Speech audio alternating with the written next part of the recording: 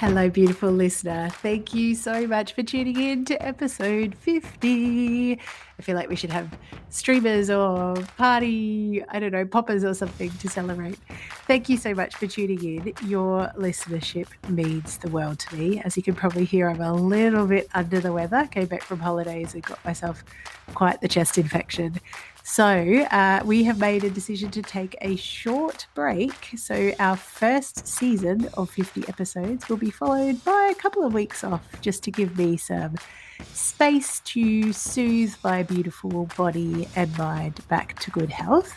In the meantime, tonight, Australian time, so 13th of April 2023, I am hosting the very first free Soothe session. These are just beautiful, beautiful places to give yourself some space and grace to feel into listening to your changing needs on this perimenopause journey and being able to respond to them with really simple mind, body, and breath tools. We'll meet online for 90 minutes. If you can't make it live, don't stress. Even if you're listening to this after the 13th, you can register for the instant access replay. And you'll find that link in the show notes under free Soothe sessions. So let's get on with the episode. Thank you once again for tuning in. You and your feedback is exactly why this show became such a magical ride. And I'm so very proud of all of the stories we've been able to share about love and grief and resilience and making meaning of some really tough stuff in life, like breast cancer diagnoses and losing people that you love and completely losing your identity through one way or another. And the thing that I walk away with every single time I record an episode is that each of us have such a precious, precious story. And each of us have so much gold to share with the world. So I'm really looking forward to diving into season 2 in about 2 or 3 weeks' time. And in the meantime, we will be sharing some of our back catalogue of your favourite episodes. Have a beautiful, beautiful day. Hello, everybody. Welcome to another edition of Wild and Finally Fucking Free. I just stuffed up the entire intro to this episode, so we're starting all over again. Hello, gorgeous Tracey Richards. How are you? I'm wonderful, Kylie. Wonderful, wonderful. I just had a brain fart. Tracey's one of my closest friends, and I had a brain fart and introduced her as her incorrect last name. So go me, batting very well today. I'm very excited about having a conversation because we often will get together and talk nonstop for the whole weekend that we're together. So this is kind of a bit different. We are going to record, which is fun. So we have known each other. How long would it be? 12 years? 13? Yeah, actually, I think it's the 13th year. I'm pretty sure it was 2010. Crazy, crazy, crazy, crazy. So we have known each other through many iterations of Kylie and many iterations of Tracey. So I'm very excited to have you here. When we talked about you coming on the show, you were sharing that you were like, oh, do I want to actually come and share my story? There's a little bit of nervousness about it. When we were talking about it, it was really interesting because you were saying, oh, this it makes everything that I'm doing real. And I think that's a perfect place to start because I feel like in midlife, sharing our stories and owning our stories is so powerful. How do you feel about that? Yes. I feel like too often, we don't share enough of the truth that's there and maybe buffer around the truth, not only to protect ourselves, but to protect other people because maybe they're not quite really ready to, handle the all truth. that. I've got truth. That. You can't handle the truth. Maybe. Yeah. But I think this is a great place to start because we were talking about something that happened earlier in life. And at the time, and I use the term glad game. It's like sometimes the people around us, we're going through something painful. And sometimes we do it to ourselves as well. We're going through something painful, but it's like we don't want to be honest about how painful it is, or we don't want to we want to smooth things over or pretend it's not as painful or diminish our feelings or whatever.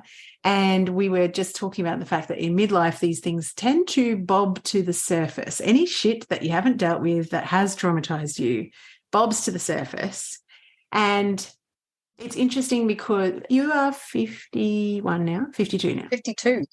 Yeah. And so we were just reflecting on your journey through perimenopause and the fact that at the time, you didn't realize that was what it was. I certainly didn't, because I was a little bit younger than you, and it wasn't even on my bandwidth, hasn't been until, a year ago. Then we were saying, how do you tell what's perimenopause and what's freaking stress? Because you had multiple things going. So do you want to take us back there? And now in hindsight, how do you see that journey has actually occurred for you in those years?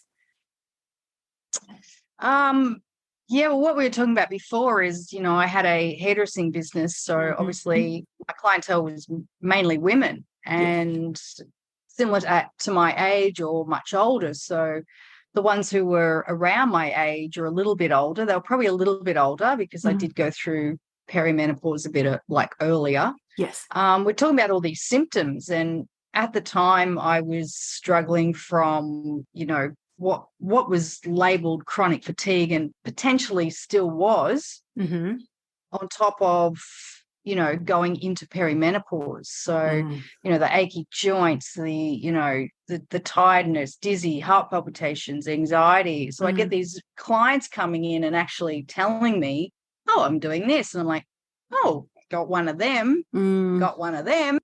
Yeah. Okay. I'm like probably going through symptom checklist. Yeah, menopause. And I didn't even probably know there was a thing called peri. I just thought it was menopause. That's what you heard.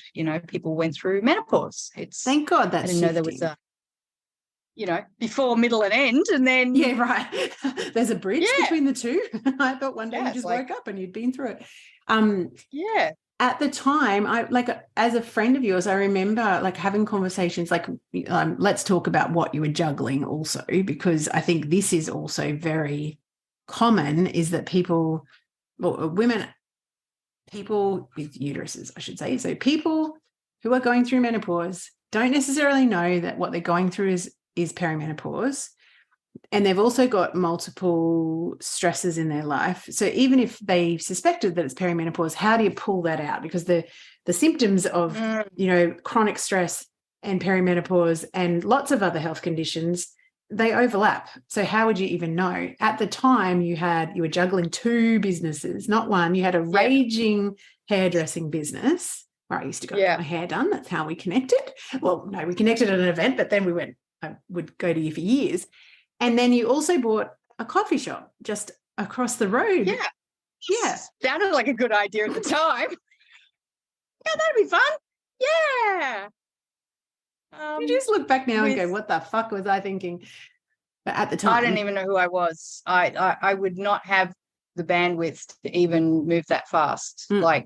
I also had 4 children and a, husband who was in mining, so was never there. Yeah. And, at the time it was to get him out of mining. But again, I was following someone else's dream, which wasn't even his dream, which was just sounded like a great idea to, I'll help someone get their dream. And then in the end, just, Again, they say like shoot a good yourself idea in at the the foot. time. Well, I think I cut both of them off.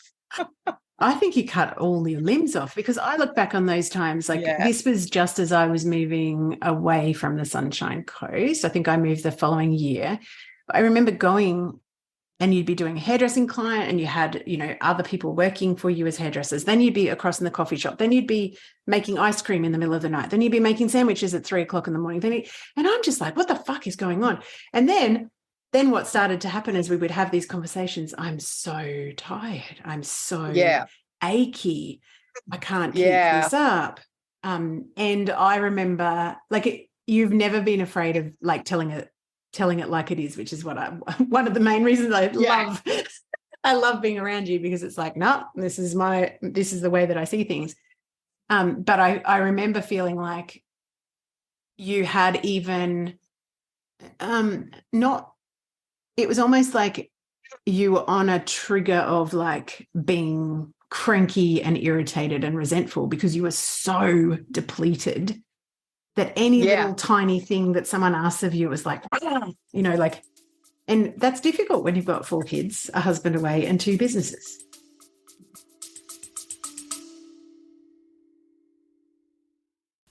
Hey, gorgeous. We interrupt this gold for a delicious invitation. If your whole body has been whispering more lately, more voice, more truth, more satisfaction, more clients of the soulmate variety, more cash, more you, then this invitation is for you. Potent, my sister mind is officially open.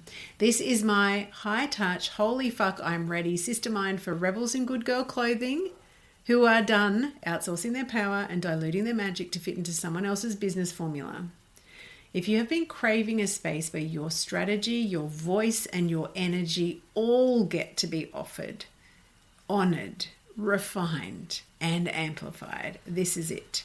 Inside of Potent, you'll get my eyes on your business every single week, copy mentoring, and that is for brand copy and content storytelling that turns your truth into client catnip, energetic recalibration that helps you unhook old learned limitation patterns, keeping you quiet, not being seen, not being heard, real-time, high-touch, one-on-one coaching that actually sees the bigness of your vision, and the kind of sisterhood that does not flinch when you show up in your full, messy, brilliant, phoenix rising from the ashes glory. This isn't surface level support. It's deep, potent, paradigm shifting work that changes who you are as a woman in business and a woman in life. We start in August. Early open access is open right now.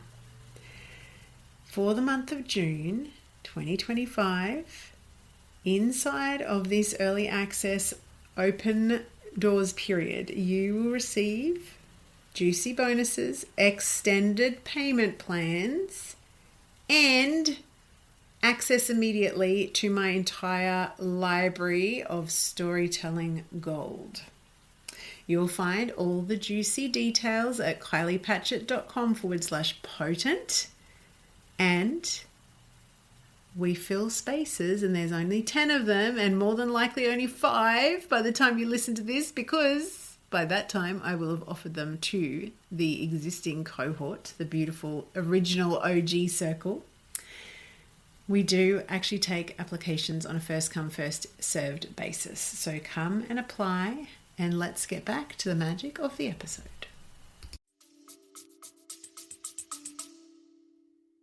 Yeah, definitely. And I, look, again, hindsight 2020, it's just brilliant. It's great, isn't it? It's great. You can see, is it worth it? Yeah, what's it costing me? Is it worth it? What's it Mm. costing me? And, now it's just a no-go. After moving through it all, it's definitely about self and, You would never, ever push yourself that hard. Like I remember the speed you used to travel at. I'd be like, phew. I feel like I'm in a vortex of just speedy, like unlimited energy. I actually just don't even know who that person was. Amazing, hey? I don't even know how that person did it. Kids were fed, kids were taken to school. Yeah. Going through drug addiction, and then just too many events. It's a whole book in 1 year. Yeah.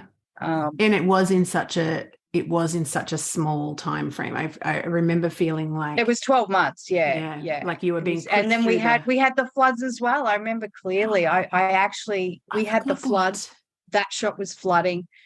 The salon was flooding.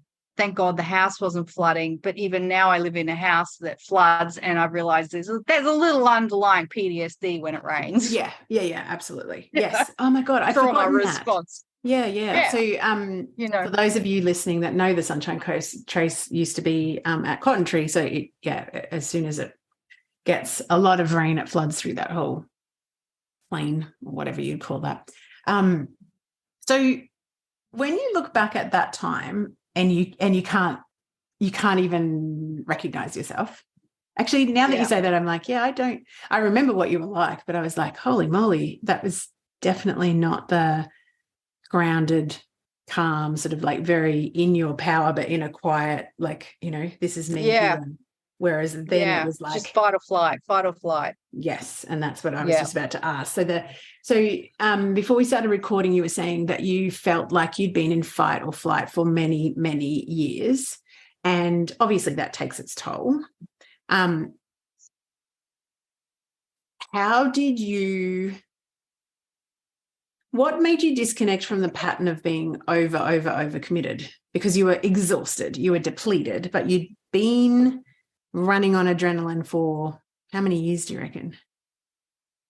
Look, to be honest, after realizing that my first marriage broke up through, domestic violence, with 4 children under 9, I believe it sort of started then, but I even wonder, as a Navy child and moving around a hell of a lot, I don't remember my childhood. I have no real, memories of, people like, oh, I remember my preschool teacher. I remember this. And I'm like, I don't even know where I lived. I had to ask my mother for a timeline once to go, I don't even know where I lived. Was when, yeah. So, I honestly probably started when I was conceived or born. But, the biggest one was probably that first divorce when I think I was 32. Yeah, and packing 4 kids up and moving to the coast. It's been nearly, 20 odd years up here. Wow. And, that, I'm like, I put 4 children under 9 in a van and drove interstate to raise them by myself. It's like, who was that person?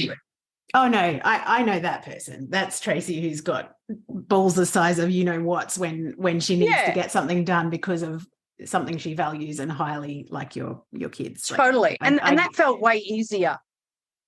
Interesting. And yeah, I think because it was fun. I made it an adventure and I made it fun. I wasn't going to,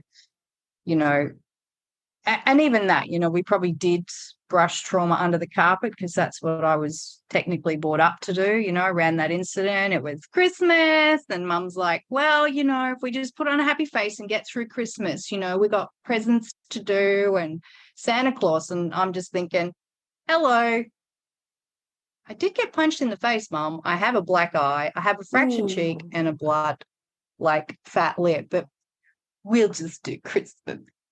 Good little girl and, put on your Sunday best. How does that feel, having that recollection now as the woman that you are now, post all of this, healing and transformation that you've gone through? When you look back at that, I mean, you just said brushing it under the carpet, which I think is a perfect analogy. It's like, let's just pretend it's not there. We'll put on a happy face and we'll Pollyanna our way through this.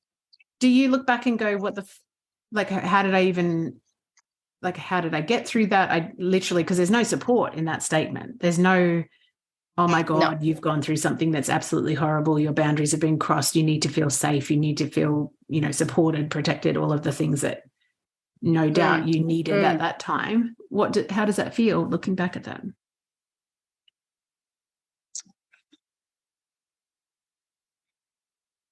Yeah, it's something I'd probably have to really dive into.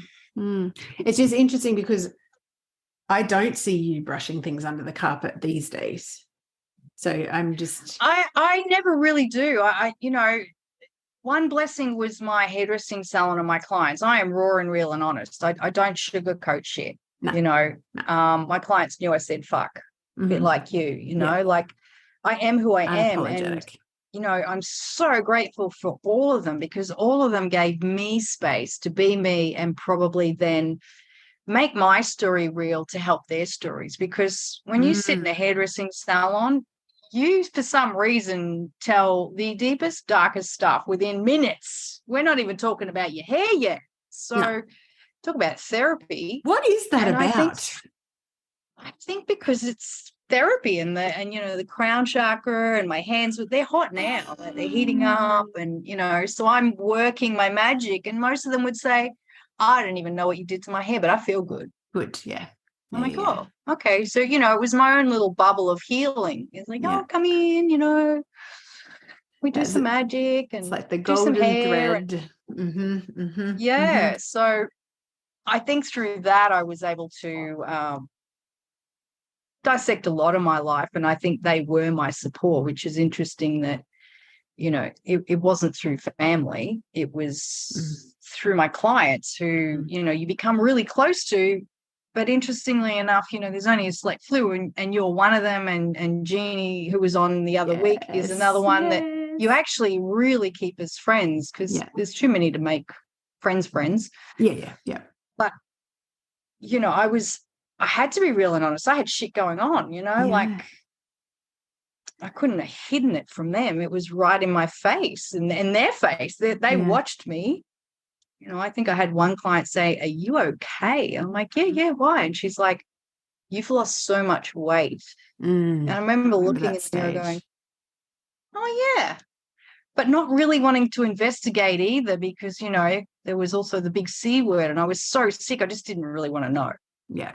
I feel like that was because you went through that really fatigued stage, and then you started to actually get really worried. Like even when we were talking after I moved away, like I didn't know what you looked like. I didn't know that you'd lost a significant amount of weight, but even your energy when we were talking was so flat. And I'm like, fuck, there might be something like seriously, seriously wrong here. And I feel like I just said to you before, like our body is speaking, and particularly when we're trying to do things that are out of alignment or not feeling like they're sustainable anymore, we can push on through in our 20s and 30s. When we start getting into this perimenopause stage, when our bandwidth goes down a little bit, our body just starts talking. And it's like your body was going, fuck off. Literally. It was saying, no more. Just pull back. And, the building that the salon was in actually was earmarked for redevelopment. So it had to be pulled down, and it was a blessing. I loved where I was. I could see the ocean. It was so actually beautiful. Something that I dreamed of when I was a 15-year-old hairdresser. And, it's like, whoa, here I am. And then it closed, and I had to move my business at home. And that's when I actually introduced more boundaries around my time and energy, starting later, not pumping in heaps of clients. Some left because it was too far away. And, the universe lined up and went, we just need to ease things back. And, Yeah. And you sold the coffee shop as well, or the coffee shop, like so that both businesses... that did sell within 12 months, and but it definitely we had some fun and super challenging times. And it's looking back, and as you always say, like hindsight's a great thing. You did start making decisions. Yes, okay, the universe was going, hey, this might need to, you might need to be somewhere else and whatever. But really, when you realize that this wasn't sustainable, you did start making decisions about how much I'm going to work, how many clients. And you went from that like super, super busy every single day. And I remember when you first moved into the first house where you were on the Sunshine Coast, where I knew you, so not where you were originally, but the one near the beach.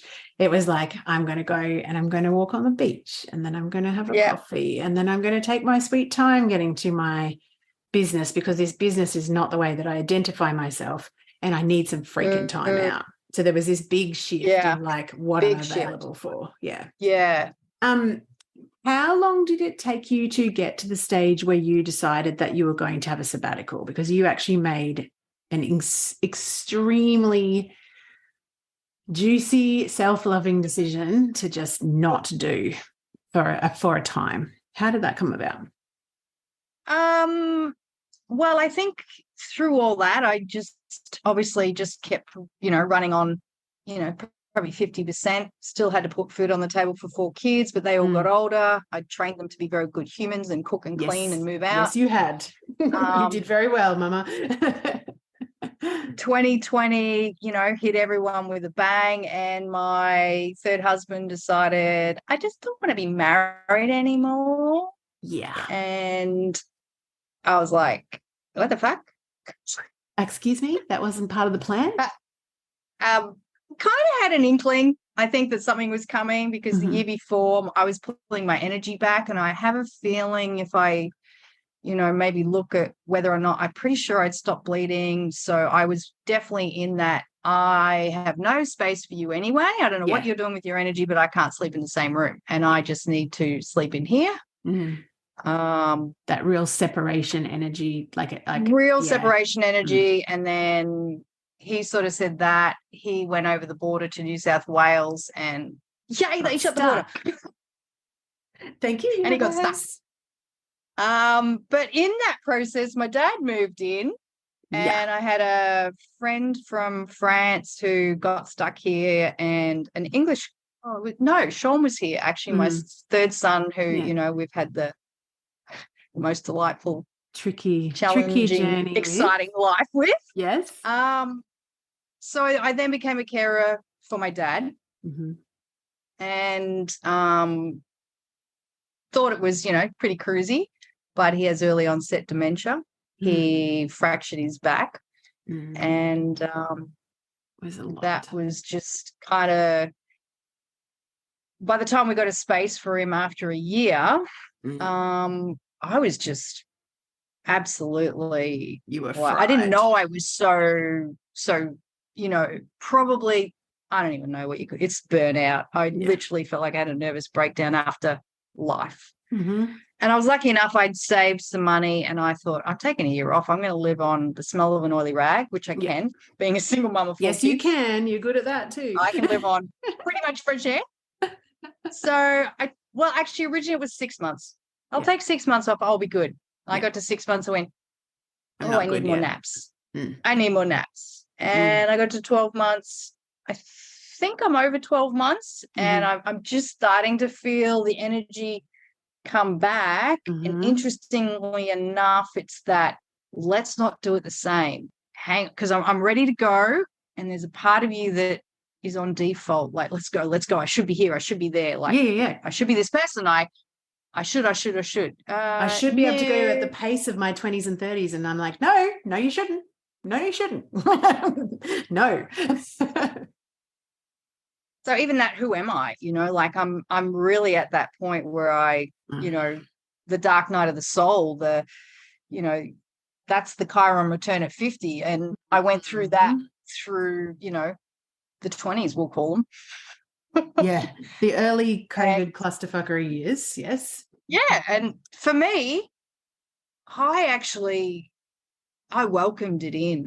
That is what I chose to do, was welcome the solitude and not pull into whatever was going on, and create my own little haven, and hang out with my dad, and realize that what a blessing, and some freaking funny times, like it's big but funny. And and there's that, let's call it a mother wound, who didn't think I was stressed or overworked or over whatever you want to call it, and said, you're just making him coffee.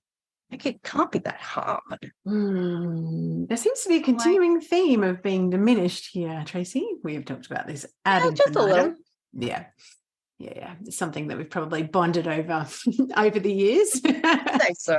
Yeah. I feel like that the mother wound thing, let's just call it what it is. We haven't had our needs met as kids. We haven't had a reference point of taking care of our own needs as a woman.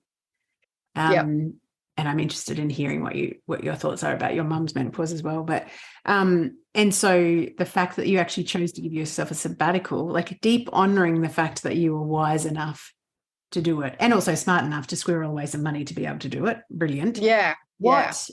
I know there's going to be people listening that will be like, oh my God, I want a sabbatical. But it's almost like, and then what do I do with it? And it's like, there was no doing. There was no doing. No, there's no doing. It is full being. And even that, it took adjustment. It's like, well, I don't have to do anything. I should be creating art. No, I don't have to do anything. I don't feel like creating art. So really tapping into, well, what do I feel like doing? Mm-hmm. I think I might just sit here and stare at the clouds. I had nothing left. I was spent. I might just go to the beach and stare at the clouds. Yeah. Actually, I can't even get to the beach today. I might do some yoga. I'm going to do yoga. I might just lay on my mat. Yeah, I remember that because you went from, like, when you first moved the business to home, you went through a stage where you were like walking a lot on the beach and everything. And then all of a sudden, I remember one time, like, you've always been way fitter than I have been. And then one time I turn up, no, you came here one time in wintertime and I was like, let's go for a walk. And it was right in the middle of this. I was so fucking unconscious. I look back now and go, oh my God, I could have been so much better at being like actually understanding where you were at. And also other people that are older than me, like looking back, I'm like, oh my goodness. Anyway. We only know better when we do. But I remember this one morning, I'm like, okay, come on, we'll go for a walk. And I was doing, I don't know, 5 or 6 or 7K walks. And I remember you getting back and you were just absolutely knackered. And I think that was the shattered. first. Yeah, shattered, absolutely shattered. And that was the first time that I really remember going, oh, something is really shifting here. Like my Energizer bunny, always on the go, always at pace friend is actually really, really, like, physically not able to. Like, there's a not able to. And I used to be able to walk as fast as a low jog. Oh, God, yeah. I know. And you're shorter than me, and I'd still be running to bloody catch up with you.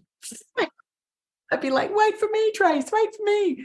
I remember you gave me bloody blisters on the bottom of my big toes one time when we walked on the beach, and you burnt me. Oh, I didn't burn you. I told you to wear sunscreen. You did not.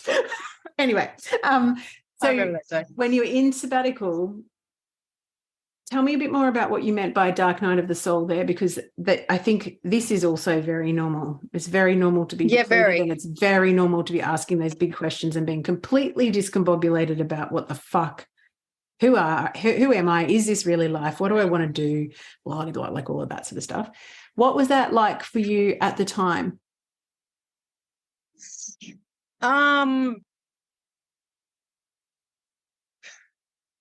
It was definitely strange. It was definitely strange to give myself time. And I do remember walking around in circles a bit, and just trying to figure out, what am I doing? Where am I going? My friend Lauren had, she'd been on communes before, so she knew how to grow veggies. So she taught me how to do that. Yeah. And even my dad, he just taught me how to slow down and enjoy to things. really be present with someone who they themselves is going through such a massive transition, huge. and to be able to just sit there.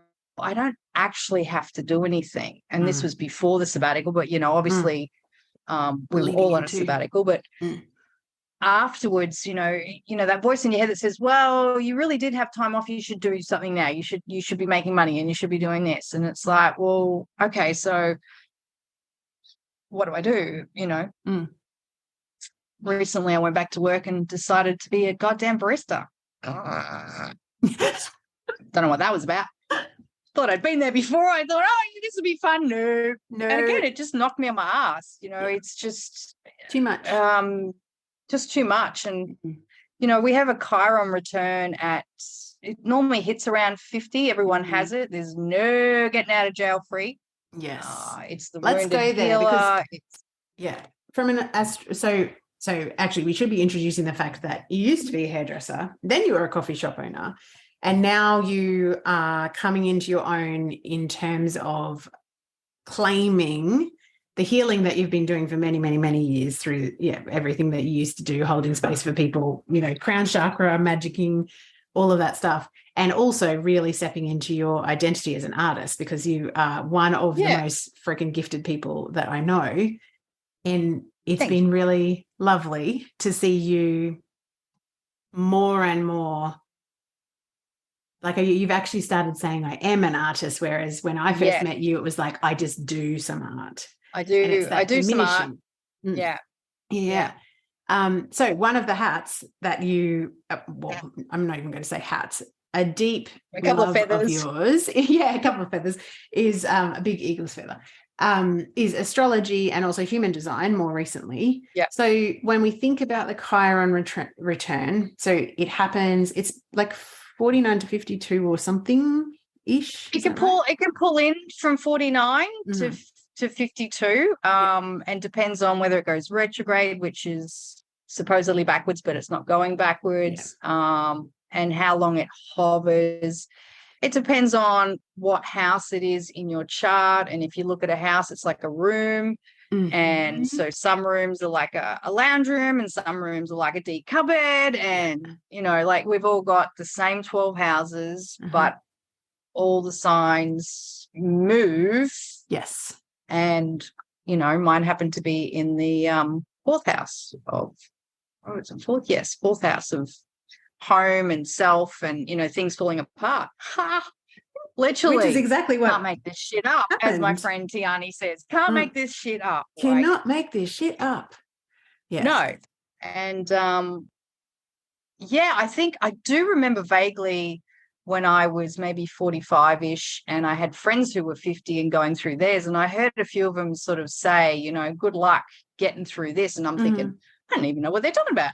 But I didn't even know what menopause was. Yeah, exactly. It's like, oh, we were talking a different language. It was like an alien thing. And now we're like, oh, shit. And now I'm like, oh, like it's kind of like diving into that box of hidden wounds, trauma, life stuff, and going, well, I need to actually unpack that. You know, it turns up. You can't avoid it. You know, like the story with my mum, and then it having a recurring pattern at some point, and pushing this stuff down, and then you know, and there's no blame on those people as our parents. We chose to come in with them. Exactly. You know, that was a choice, and even accepting that is, well, I signed a contract way up there in my star being self and said, oh, well, I'm coming down to learn this. And I know I went through it all to help other people and help other women, because you can't go through that kind of shit and then not come out with, oh God, no, wisdom. And, you know, there's different ways that you can go through all of this with support. And I think that's why you come into your own with menopause as the wise woman is you can't fast track it. You cannot get there to Chiron return before you get there. Nope. So there's no amount of, you know, bells and whistles and white flowy dresses when you're 23, honey. Sorry. Get your shit together. Just wait till you're 50. Yeah, that door is going to smack you on your ass. Yes, indeed. Am I right in understanding that, so Chiron is wounded healer, and there's also, it's almost like, because the way that was described to me when we were talking about like Shane's is actually in about a month, and ours is both in the gate of shock, so that you know, I'm strapping myself in. But the way that it was described to me too was that it is a chance, exactly like you were just saying, of allowing the pain to come to the surface and a chance to transmute it if you're game and you're brave enough, and you know, if you can't do that by yourself, getting support, etc. around that. So to me, when I hear it like that, it's like, oh, there's deep freedom in that, because this is the shit that used to run. There's deep freedom. Yeah. It's peace. I can honestly say that I now have a different peace. I don't have that. And it's like what you said, it's the not giving a fuck. It's like, you know what? If I have to choose between a busy concert and staying home now, it's like, see ya. It's too noisy, you know, like I just don't need to. It gives you a sense of peace if you can look into it. Allow it to come up. Like, and not even judging yourself, just, oh, well, what is that? You know, why is that there? Why is that turning up? And, you know, just being more real and honest with ourselves, and just having deeper conversations with women. I tried to have a conversation with my daughter who's 30 about, you know, menopause and what it might look like. And she goes, oh, Mum, you know, what do I need to worry about it for? I'm 30. I'm like, well, are you not interested in maybe what I'm going through? But also you were early, so then there is a more than likely chance that she will also be. And it's like these changes can start as early as their late 30s for the average age of menopause. So you're actually closer than you think, my love. Yeah. Bless them. But anyway, that's fine. My girls, they keep on going, oh, Mum, no more menopause talk at the dinner table when the boys are over, like their partners. And I'm like, no, fuck that, because you'll go through it one day and you may or may not be with these guys still when you're, my age, like who knows. But I'm not being quiet, because the more that people talk about it, the more that people understand, and particularly men understand this an awareness deep transition point. I was reading a book. I can't think of which one it was. I think it may have been Wise Power. I'm not sure. But in one of the books that I've read just recently, it actually has like a little chapter for partners and kids. And it's like, she needs to just be in a cave. And when she comes out, she'll be even more magical and powerful than she ever was. Just be patient. And I was just like, oh, that's such a, like, for them to also know that this is normal, that the irritation and the pushing away and the sense of needing to separate from people and being much more needing your own time and space. And for me, darkness at the moment, earplugs in, eye patch on, like just to me, that's just like, oh yeah, baby. Yeah. I've never had that need before, but it's like if I can shut out as many stimulus as possible, I feel really calm. And sometimes just a light in the window pisses me off. Yeah, look, totally hearing you. I even wear an eye mask to bed some nights now. I feel like I just need to shut that third eye down, be quiet. I do every night. Be quiet. Yeah. And, that's better. I mean, I've been through the nights of not sleeping, and at the moment I'm like, I go to sleep and I wake up at 4 a.m, sometimes 3:30, and I'm like, oh, well, I'm awake. Yeah. Mind you, I have fallen asleep at like 8:30. Yeah. So I've had 6 or 7 hours. Yeah. I love it. What else? Conversation though with men, I think, imagine if men, males or partners, gave us the space for that short period of time, which, let's face it, there's probably a deep side of it that could be around the 2-year mark, as in like, just come on and just nurtured us and just, notice those, what, she's tired. Yeah, I get it. You're tired too. But is your body doing this? We've given birth or not, but our body's been through hormones, menstrual cycles, life, death, trauma. And we've held a lot of fucking balls. Where you just want to be like, well, I just kind of want to curl up on the couch and I don't want to be responsible. I don't want to do anything for anyone anymore. I don't want any demands on me or my time I feel like that was part of my journey last year when my younger daughter moved out, that I was just like, I'm not doing this anymore. I cannot do this exchange. You need something different. I need something different. And I'm not apologizing anymore. Whereas in my younger years, I would have been shooting all over myself that a mother should be able to do this and a mother should be able to do that. And a mother, looking back, I was deep in the trenches of that 2-year. Like I feel like I'm maybe in the second year of that really intense. And, transition can be even up to 12 years. But I do agree with you that there's this real ramping up and peaking of particularly that irritation and irritability. I am very lucky, I have to say, that when I do have conversations, and obviously I'm talking to women about this every day. So every time I learn something, I'm like, did you know, or this is how someone, bloody, blah. So I feel like my entire family knows more than they probably ever wanted to know about menopause, to be honest.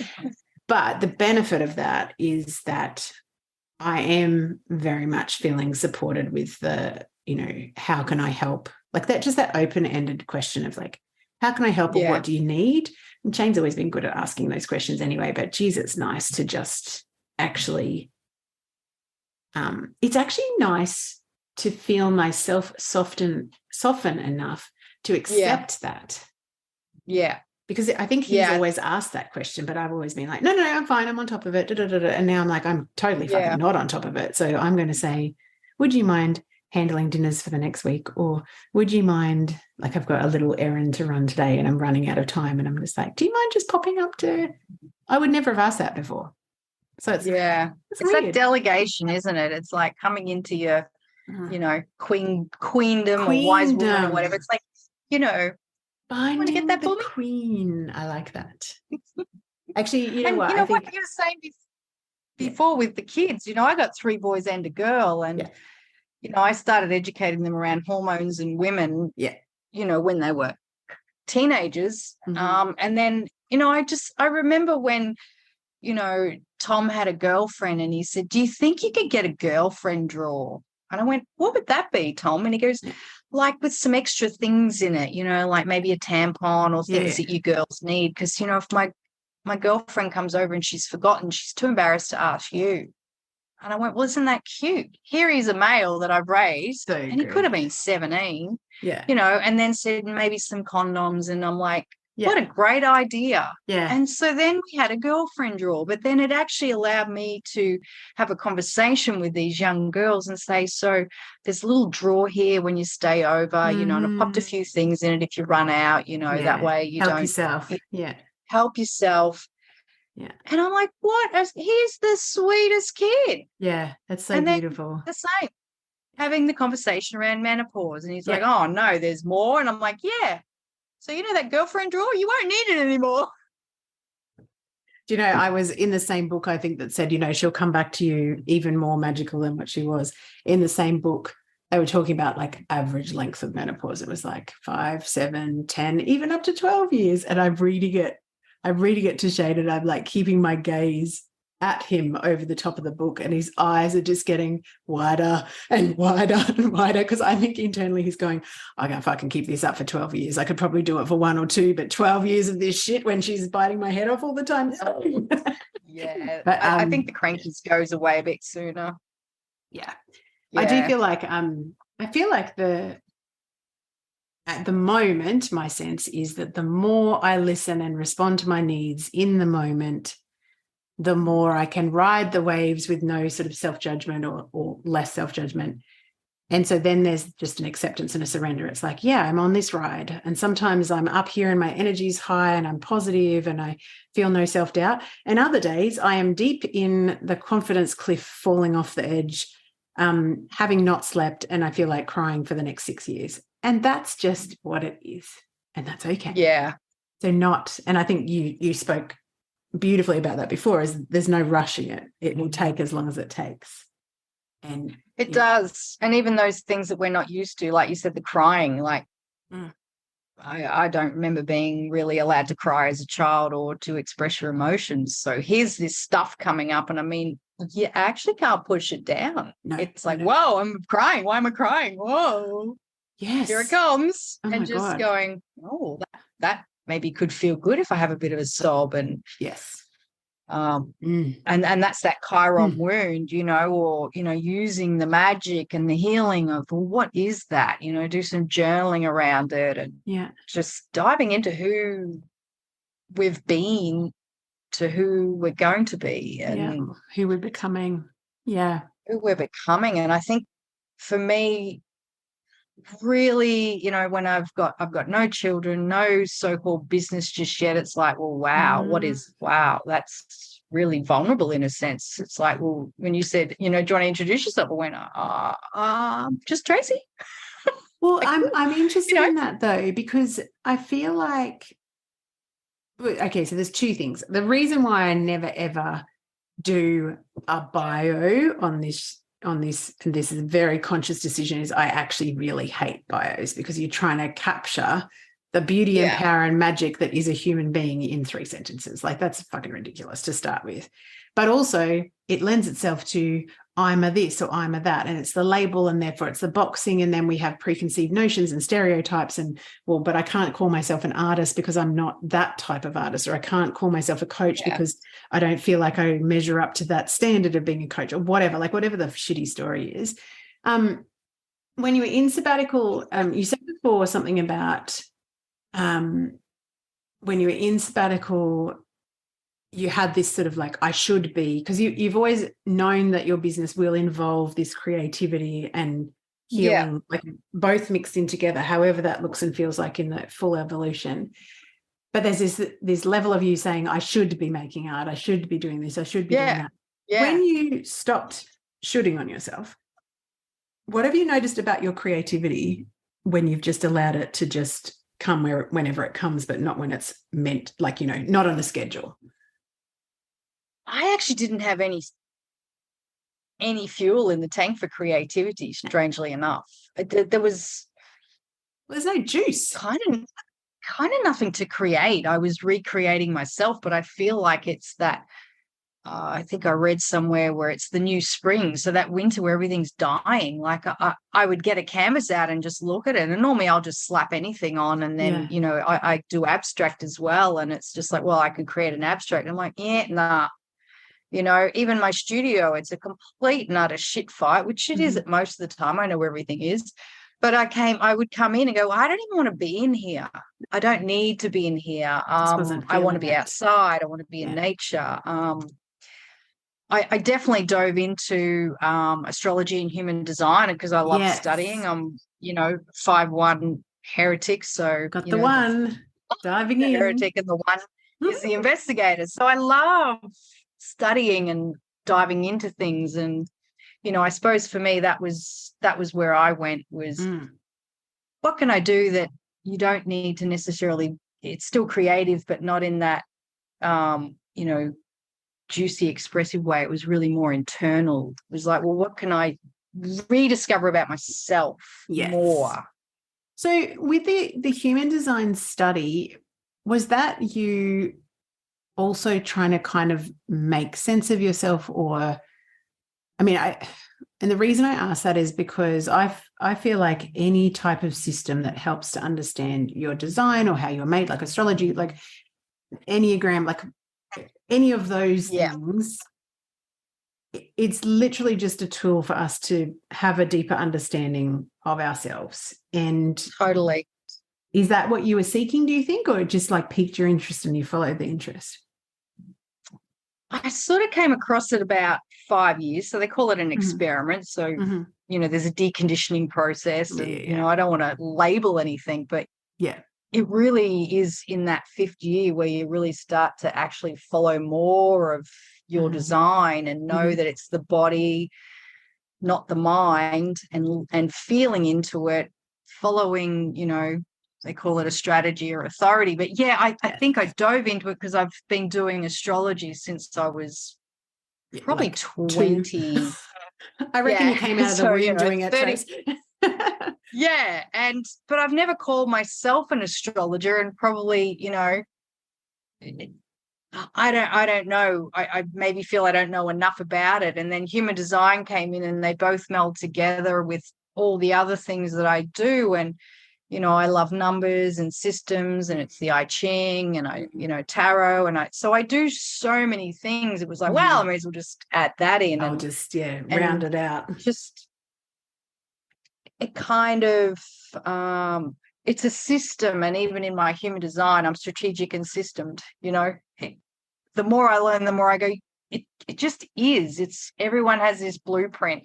It doesn't matter if it's astrology, human design, hand reading, that actually your blueprint is your blueprint and none of it changes. That's how you chose to come in. I am sure, and we've had these conversations before, like it's never been clearer to me than when I became a mother of kids that they were them from the moment they came out. And same with your 4, like very clearly. And we kind of, I don't know, we think about, molding children or guiding or whatever. And I'm just like, okay. Yes, there's definitely the, meet their needs, help them to understand feelings, help them with, the girlfriend drawers and the practical stuff, like teach them to cook, all of that sort of stuff. But they are who they are when they get here. Totally. and it's like, if you can learn a system or get a reading of a system that helps you to understand. And for me, there was a beautiful thing that happened, and I'm very late to the human design party and know very little. But one of the things that it gave me was just this sense of like, oh, that's just who I am. Yeah. Like all the things I was making myself wrong for, that's actually the way I'm designed.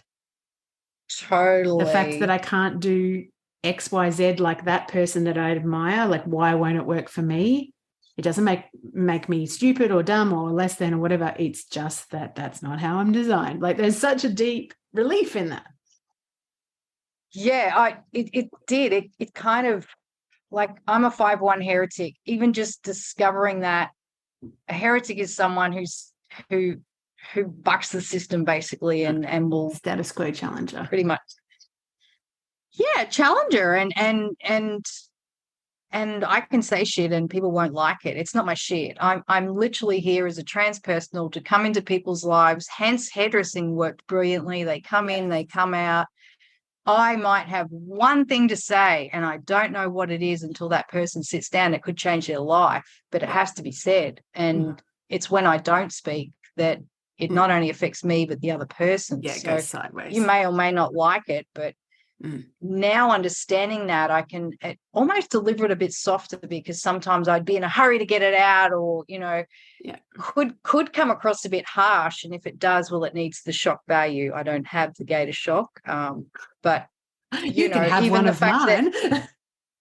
I've been married 3 times, most people go, oh, really? And I'm like, it's in my chart, like I had to experience that to know that I can help people in relationships, even now. Oh, would you do it again? Look, if I met someone, fell in love, yeah, I'd do it again. At this point, God, no.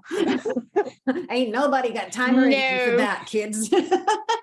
I like my own bed and my kitty cat, and just leave me alone. Yeah. So, God, yes.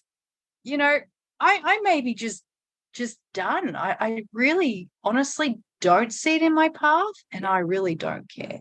Whereas before that, I kind of had this feeling that I wanted to be married and in this so-called, whatever that was. And my children had to experience that too, that's it. It's part of their journey. And the more I dive into the human design and astrology and seeing what they've got, it's like, oh, there it is. That's why they chose me. That's why they chose. That is. Their dad. That's why they chose the journey. And the planets at the moment are fucking huge. Yeah, so let's talk about that, because I totally was turning this interview into all about Kylie, because some people listening will not have heard about the ridiculous story that happened yesterday. But can we go there just because it's a great way of you flexing your astrology and interpretation and all the wisdom that you have. So yesterday morning, so today is the 23rd of March, yesterday, 22nd of March, new moon, 4:28 in the morning, my time zone. 4:28 in the morning, I wake up to my big, heavy glass lamp on my bedside table shattering on the floor. Didn't feel like shocking or scary or any of those things, but was certainly literally felt like a wake-up call. And I was like, oh, okay, something has just broken, free, shattered, some sort of form in my life has now just gone, all right, I'm done. Please interpret. Do your interpretive dance on that. I remember reading it and thinking, wow, literally that, it's glass. It's, first thing that comes to mind, you hear shattering the glass ceiling something is broken into 1,000 pieces. Yeah. And you're not putting that back. There's a part of you that literally went pop. Yeah. And, I haven't got your chart on hand, but I have got it on my human design app. I know. My entire family is on your human design app. Yeah, I love learning about other people that literally the cleaning up of it, like sweeping it away. And then, I even do feng shui as well. And, the fact that it was glass, it may not have been in the right element. We've moved into the, the year of the rabbit, and it's a yin rabbit. So, glass might be a bit too yangy. Way too harsh. And but you even said how you cleaned it up. You kind of just went about it, oh well, the lamp broke, I'll just clean it up. It was like I was out of body. It was like I didn't have any, it was like, oh, that's broken. So I just got up and turned the light on and made sure the dogs were not anywhere near the glass. That was my main kind of thing, was like make sure that no one, including animals, gets glass in their feet.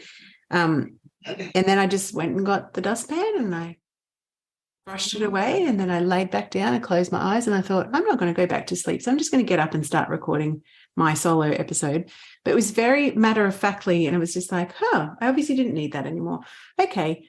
It's funny because when I bought them, I had in my head what I wanted, and they're not what I wanted, but I was like, they'll do. And I feel like there's something there as well. It's like, there's no more settling. And that's, I think, it with any analogy of anything that happens, it's pivotal. I can give you 500 meanings, but really it's like what you said. Oh, it's not quite what I wanted. So where are you settling? Like even with menopause and perimenopause, it's showing us, well, where have I settled? Well, what matters to me? Because this is actually my journey. And like my partner can't go through it with me, but he's there, so what do I need? What do I want? Yeah. As just me. Yeah. What would I really want? Same question as what I often ask when I'm in a session with someone is, what am I available for, and what am I not available for? And I think that's a great question to ask yourself. It's like, where am I overstepping my ability to almost like perform the roles, responsibilities, the sticky notes, I call them, like, where you've been painted into as far as your family of origin, all of those things. And it's like, no, we're at an age where we get to choose. So what are you going to choose that you will continue to do? And what are you going to choose to just let fall to the floor? Maybe, I don't know. The other thing that comes to mind when I think about glass is break glass in case of an emergency, but it didn't feel like an emergency. It was very weird. No, it felt quite calm, it was just and like surreal, matter of fact. The energy that pulled in was pretty big. It was a new moon at 0 degrees of Aries, the beginning of the astrological wheel. I think Pluto pulled in to Aquarius at 0 degrees. There's another 0 degrees aspect, and I can't quite remember at the minute. But we're moving into 2023's. Every year's big, but the next, we are going to be in Aquarius for 20. Jupiter is in Aries, and so it might have been the 0. Thank you. It takes 12 years to go all the way round, so it's a new 12-year cycle of Jupiter. What is for Jupiter? Me, my chart is ruled by Jupiter. Oh, it's a benefic planet. It can be classed as a lucky planet. They're all good planets. They just all have, Pluto's deep and dark, and it's moved into Aquarius. It's going to surface things up. Does it matter that I'm an Aquarian? Well, yeah, you have your sun in Aquarius. So, where Pluto sits is probably going to, conjunct your sun. It's going to illuminate things, and that's pretty big. Depending on how close it is, I'd have to, have a bit of a squizzy, but, Pluto is the underworld. It's, where Persephone went, and it takes 260. We don't see Pluto move around your chart. Like when it moves signs, it's there for 20 years. Yeah, right. So it's far out there. It's an outer planet. Yeah. But it, has a fairly big effect and on what it touches. So I was explaining it the other day. It's kind of like, I use the cafe as an analogy because, I drink coffee. Yeah. And there was 3 people behind the machine at this coffee shop. And we were talking, and I said, well, that's kind of like having 3 planets in there. They're all very different, and they're all kind of bumping up against each other. Yeah, and one might be like really bossy, and the other one might be like really fun and bubbly, and the other one's just like, I don't even want to be here. Yeah, gotcha. And that area of the coffee machine is a house. It's a section of the chart. That's so a cool when analogy. They move into a new section of the chart, like next door to the next coffee shop or the fruit shop, and it's like, oh, we're not in the coffee shop anymore. No, we're in the fruit shop. Wow, look at all the colors in here. Like that's different. So Pluto is going to be touching, a whole new section of everybody's chart in the world. See where Pluto is in my chart. I don't know enough about astrology. Like that's definitely not why. How does it, what feels like, and I'm not looking for like, this is the business plan. That's not this question. But what I mean is, what inklings are you starting to get in terms of, because you're saying like you've been in a sabbatical, you feel like you're, past the 12 months, you're starting to feel the energy is building. Have you got any inklings from that internal wise woman going, like calling you to do, not to do anything particular, but do you have any sense of form around how the art and the healing and the astrology and human design and everything will kind of play out in the short term? Yes and no. There's that no part because I guess it's so new. Mm. And I've had to have, little chats with myself around, well, it's completely different. When you first started hairdressing, what did that look like? You had to do training. So I feel like I've done all the training, and now it's like I'm stepping into that new role. So I'm adding all those bits. Like it's kind of like when you become a senior, you're allowed to do everything on the floor. Before that, you're not quite allowed to do that without supervision, and not allowed to do that yet.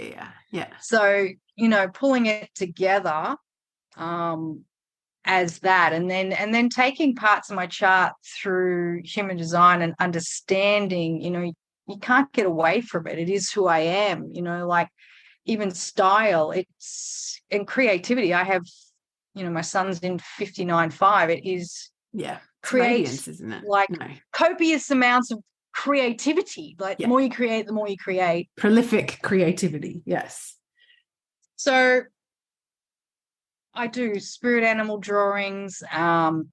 Being a generator, I need to respond. So I gifted my housemate a little painting of mine because she saw it. She loved it. I got heaps in here that just hanging around. So I gave it to her.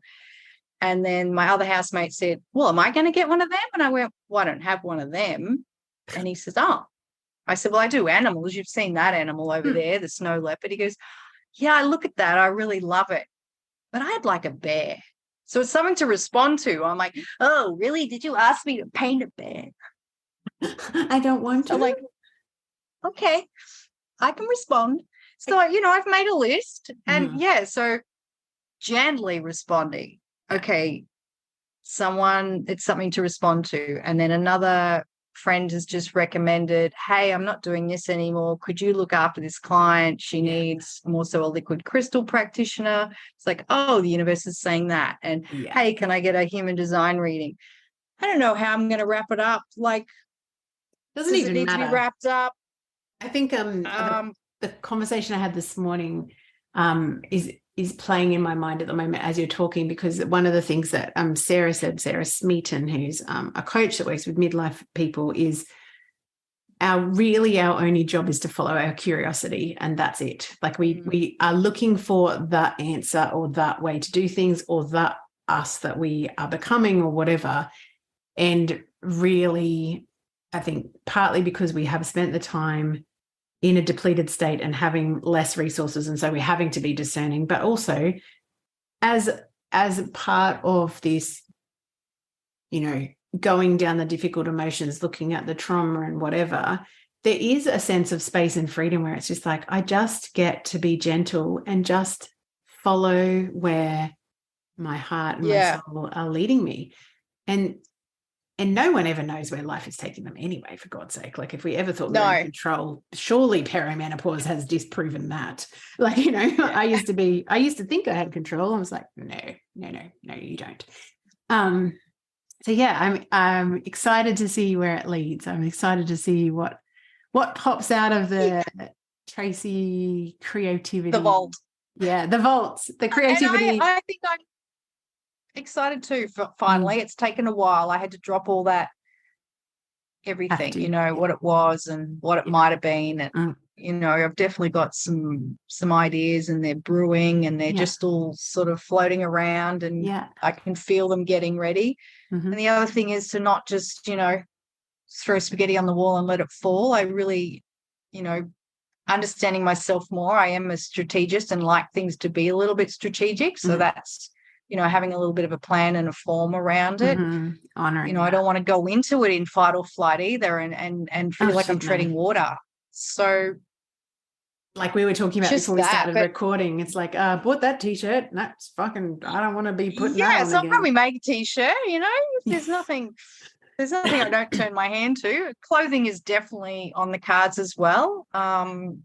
Individual pieces. And I think I still remember you coming back from Bali, and I think you were going to do a photo shoot, and Oh you had God, a certain yes. dress. Oh God, Yeah. yes. And I was just yes, like, yes. yeah, no. Let's not do So, that. helping women Yeah.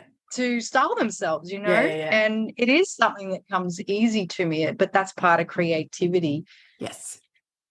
Yeah. Who It's knows? the feel and form, and yeah, you're one of those people that like you could literally put a sack on and then pair it with the right, shoes, accessories, and earrings, and I'd be like, yeah, fucking she even looks $1 million in that.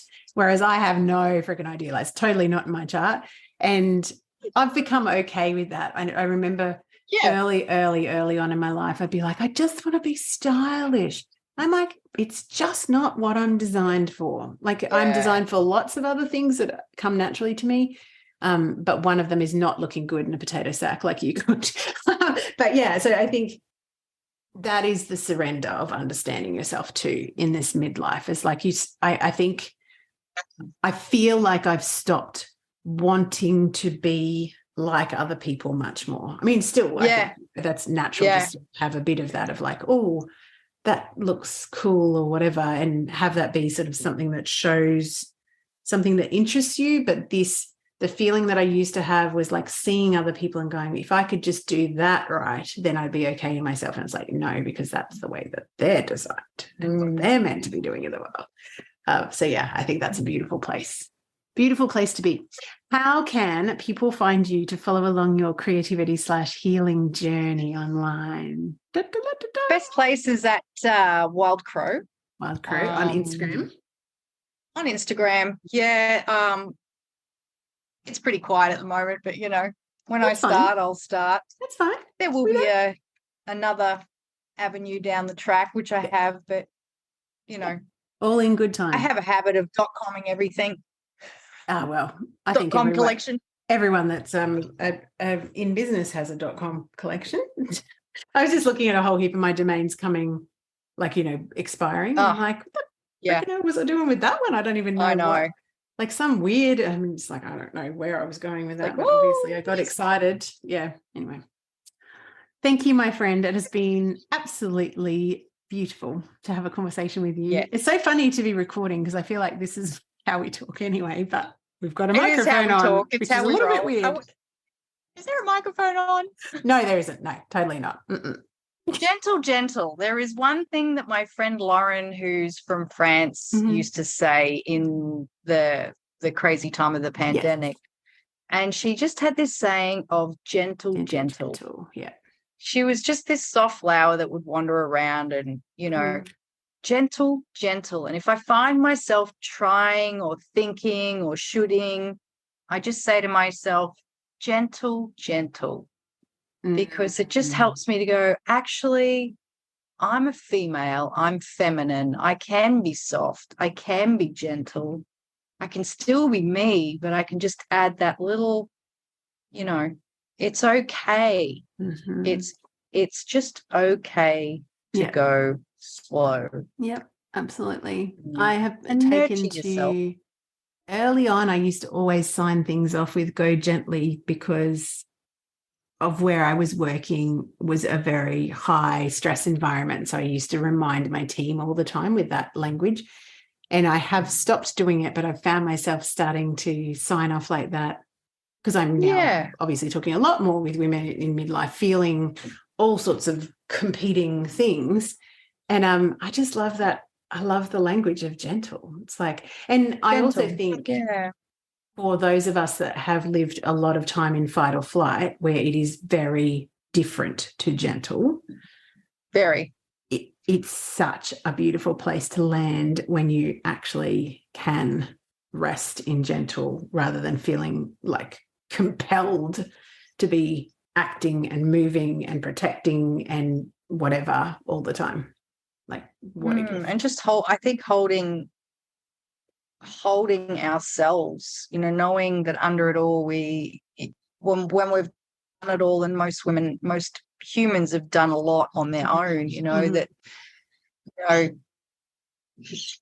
it's all within us, and we can just hold our own space and know that the answers are within, and just to really learn to sit with it, that it's okay to fall on the floor if you have to, and oh God, yeah, cry or not cry. Yeah, gotcha. Because what I'm This learning, too shall pass. this too shall The pass, hot and flashes does pass. thank God for that. I'm They just come looking at few my and far color on the between. video going, I'm very hot because it's about 38 degrees in here. I'm just about to pass out. So on that note, we will tie our chat together. Yes, Thank I you, loved it. beautiful, Thank you. beautiful. Thank you so much for Love you. sharing your journey. Love you too. Bye-bye.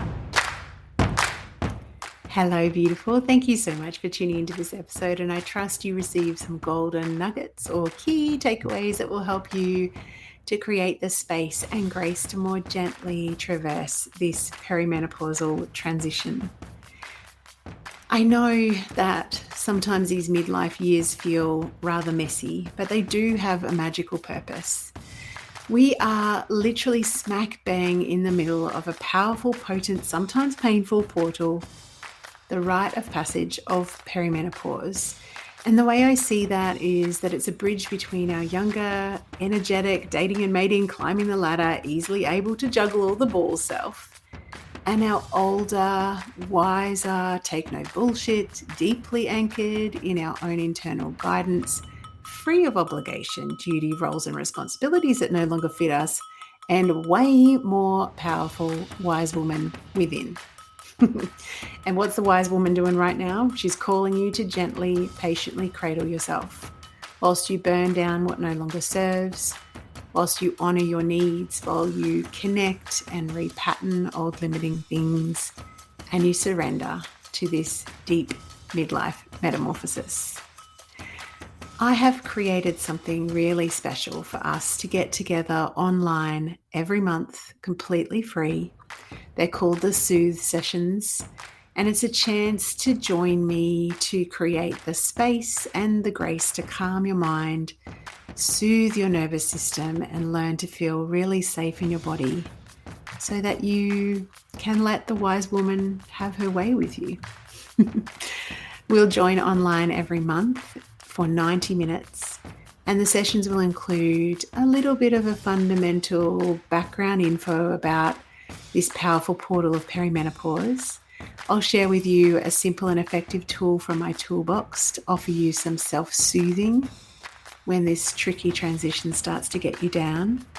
And my toolbox includes everything from sleep science to energetic medicine, body work, shiatsu, traditional Chinese medicine, oriental psychology, yoga, meditation, breath work, all sorts of weird and wonderful East meets West goodness.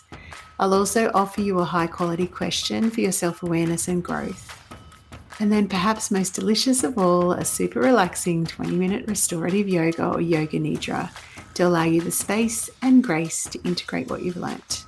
You will find everything about the Soothe sessions underneath the show notes in all the podcast platforms, and also on my website at kyliepatchett.com.au under free monthly masterclass. I hope you will take the opportunity to join me. I'd love to meet more of you live, and I will be swapping the time zones around from evening to early morning Australian time so that everyone around the world, including the 29 countries that zoom on in across Australia and the Asia Pacific region and Europe and the Americas, and even Iceland, which I've just seen today, which is pretty cool. So yeah, the time zones will actually change so that they'll be good for you, and if you register, there will always be a replay. So I hope you'll join me. Here's to you going gently through this midlife metamorphosis, and have a beautiful day.